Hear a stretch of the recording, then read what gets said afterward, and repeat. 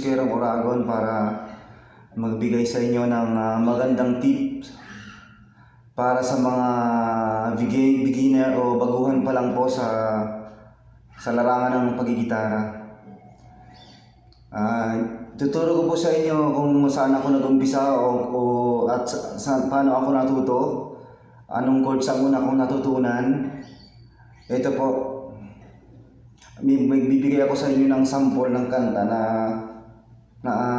doon ako nag-start. Ito po yung chords na para sa mga beginner na madali lang sa inyo, easy lang. E minor, C, D. Ayan po. Yung tatlong yan, may kanta ako na ipaparinig sa inyo na madali niyong matutunan. Ikakabit ko lang tong pick kasi medyo mababa kasi yung tono kapag wala akong pick.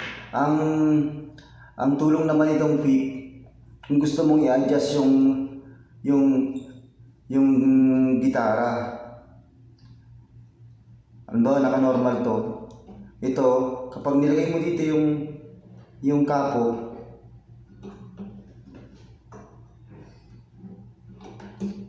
sorry, kapo pala yung sinabi ko, yung pick.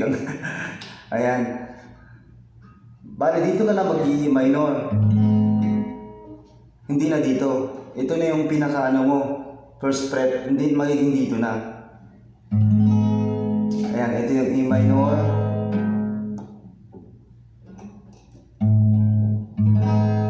E minor. C. D.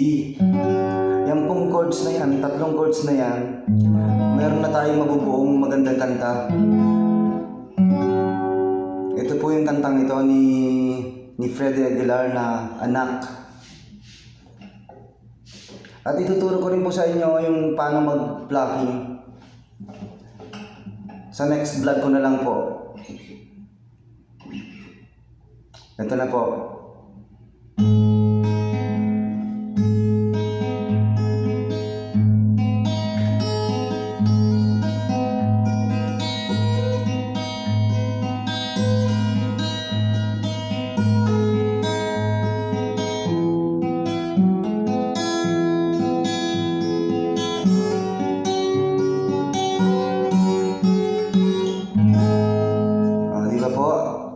Kakantahin ko po yung mamaya.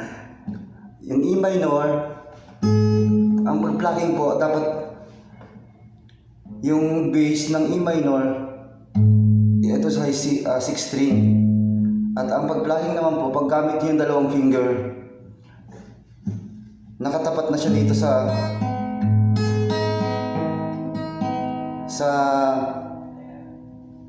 tatlong string sa baba. Pataas po yung kalbit nyo.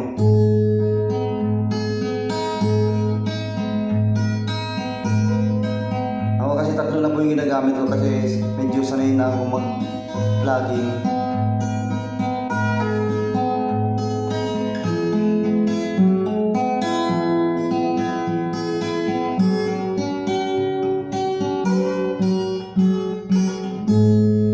Ayan po, makakabuo na kayo ng kanta. Ito na, kakantahin ko po sa inyo. Malaking tulong po ito sa inyo sa mga baguhan.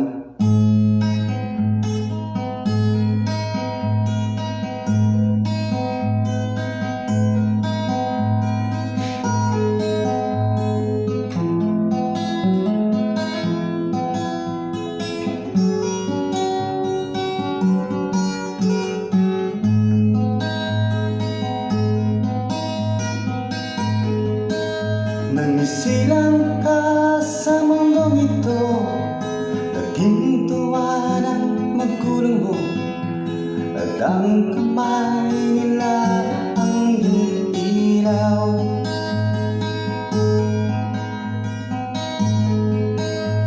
At ang nanay at tatay mo, hindi malaman ang gagawin, pinamastan pati pagtulog mo. At sabi ng pupuyan ang iyong nanay sa pagtimpla ng gatas, ay mali, ng gatas mo, ng gatas mo. At sa umaga na may kalong ka na, iyong amang tuwang-tuwa sa'yo.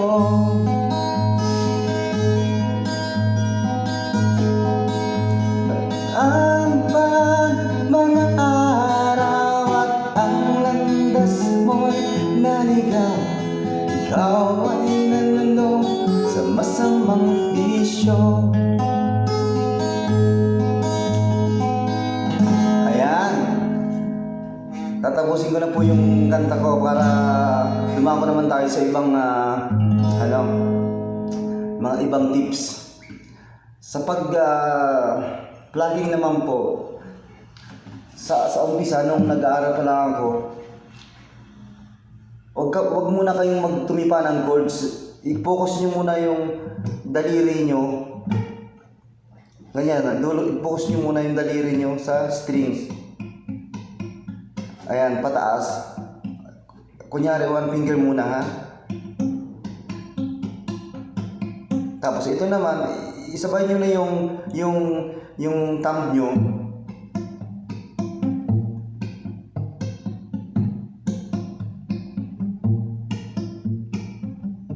Yung bass kasi dito kapag babataas lang siya sa 5 and 6 strings.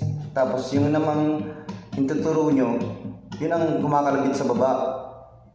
At kapag sanay na kayo dyan sa intuturo nyo, ito naman ang second finger.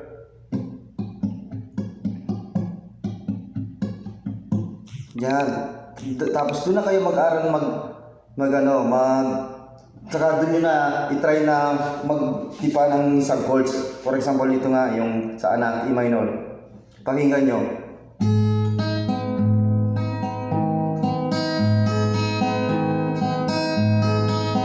Diba? Clear siya. Nang isilang ka sa mundong ito, laging tuwa ng magulang mo, at ang kamay nila ang iyong ilaw. At ang nanay at tatay mo, di malaman ang gano'y minamastan, pati pagtulog mo. Diba? Ganun lang po, para mabilis kayong matuto. At sa iba ko pang tutorial, please comment below. At sa hindi pa po nakasubscribe sa aking channel, please click the button para notify po kayo sa mga next ko na video na i-upload.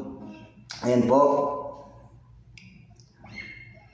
Para sa ngayon po, for today, ito lang po yung tuturo ko sa inyo para familiar kayo sa mga chords na dapat gawin ng mga beginner. 3 chords lang po yun.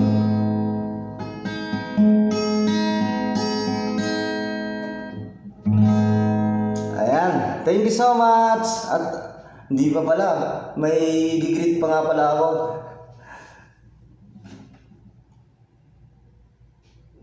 Shoutout nga po pala kina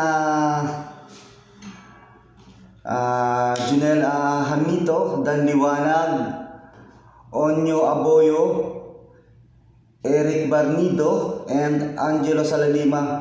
Sa mga kaibigan ko po dyan sa mga taga-Tulay na Lupa, Labo Camarines Norte, thank you sa inyo sa pagsuporta sa aking channel. At sa Sambas family sa Barangay Lugi, and sa aking kapatid na si Rowena Ador, and sa kanyang asawa na si Eric Samonte, Rowena Samonte na pala. At sa aking mama, I miss you, miss na po kita. At thank you guys, maraming salamat sa walang sawang suporta at pakikinig sa aking mga awitin na sariling composition. God bless po sa inyong lahat. At sa nakakalimutan ko pa, at sa Team International po, thank you so much sa walang sawang suporta na ibinibigay nyo sa akin. I really appreciate it talaga po. Sobrang mabait niyo sa akin at sa bawat member ng ng team, ay sobrang pagtutulungan na ginagawa po ninyo. Na-appreciate ko po yun lahat. Ayan, salamat po.